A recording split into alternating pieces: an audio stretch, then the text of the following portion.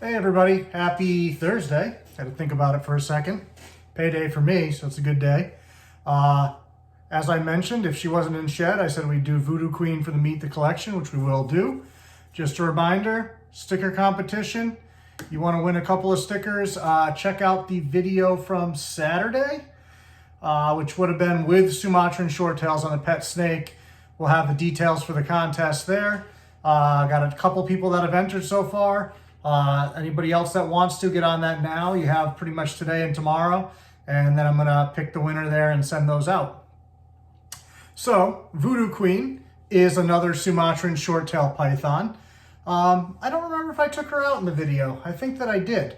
Pretty sure that I did in the one on Saturday. I did 4 short-tails. I did my chrome male, did a baby chrome, I did her younger sister, and then I think her.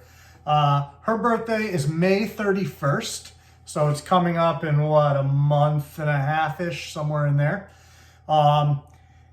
There's an off chance she would be ready to breed this winter, but I think I'm probably going to hold her back one more year.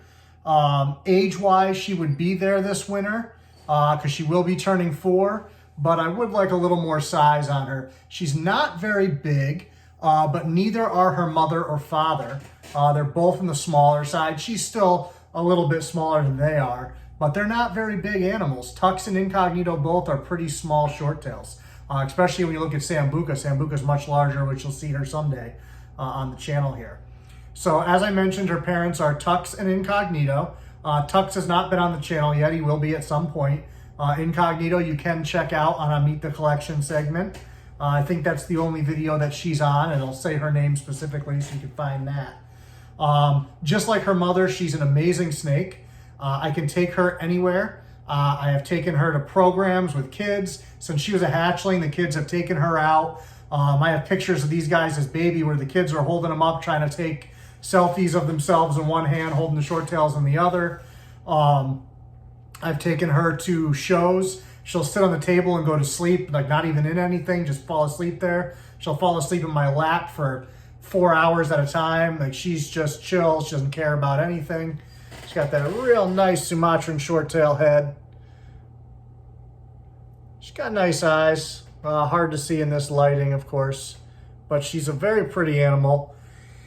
Morticia, her sister, is probably a little bit nicer as far as darkness goes. But I do like Voodoo Queen's personality better, just because she handles anything well.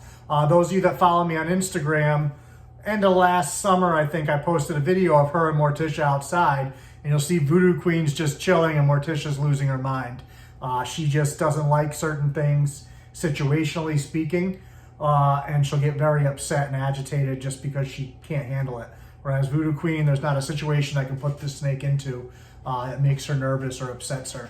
She's just very calm, very easygoing, doesn't care about anything, touch her, move my hands in front of her. Mind you, as with most Sumatran shorttails, once I start thawing food, and I usually thaw here in the kitchen, the snake room is, I go through a couple of doors to get to the snake room that she's in. And even with those doors closed, within about 15 to 30 minutes of me starting to thaw food, they know. And it's game on. At that point, you open those cages, they're coming.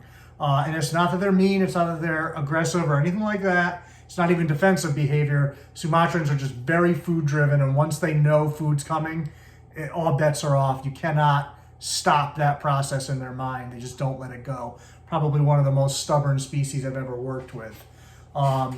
Years ago, there's a Facebook group called Snake Women.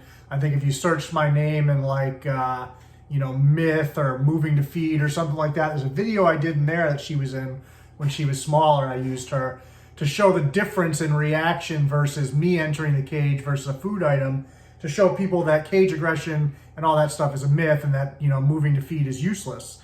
But there's a great part of the video in her there where I literally have rats sitting in the room with me while I'm going through the cages, and there's nothing, no reaction from the snakes, no defensive behavior. You can see her normal tongue flicks, calm, and all of a sudden I go to feed her and I put that rat in front of her, and you just see it's like a wall. Everything just changes. Her body positioning, she changes. Immediately her tongue flicks change. And you can just see it's like a switch. Totally different animal 1 second to the next once that food is introduced. And she didn't go, you know, crazy and strike hard or anything like that. I mean, she struck hard, but not anything out of the ordinary, or even to where they go and they seem to be one of those snakes where the hungrier they are, the more they really throw themselves into it, more so than other species. When these guys are motivated, they really get motivated. They'll levitate off the ground. Like they don't care. They want that food, right? Mm-hmm.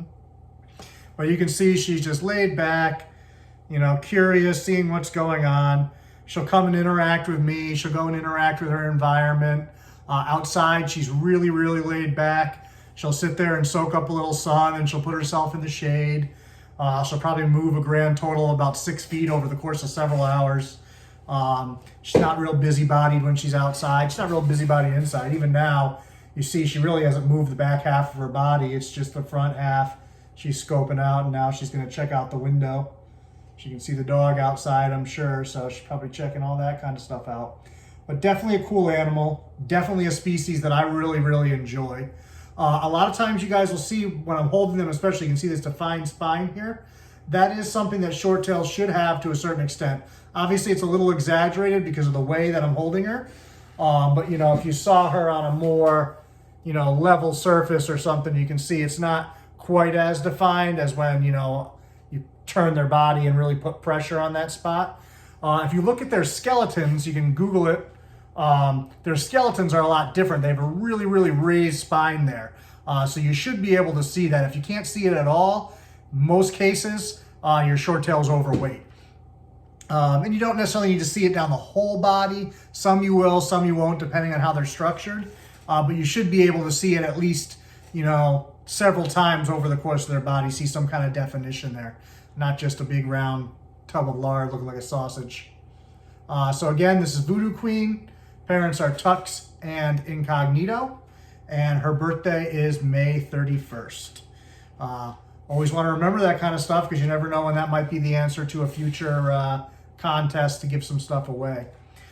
We will see you guys on Saturday with the next video. Not sure what I'm going to do yet. Ideas are always welcome. Make sure you're liking, subscribing, sharing any videos that you like.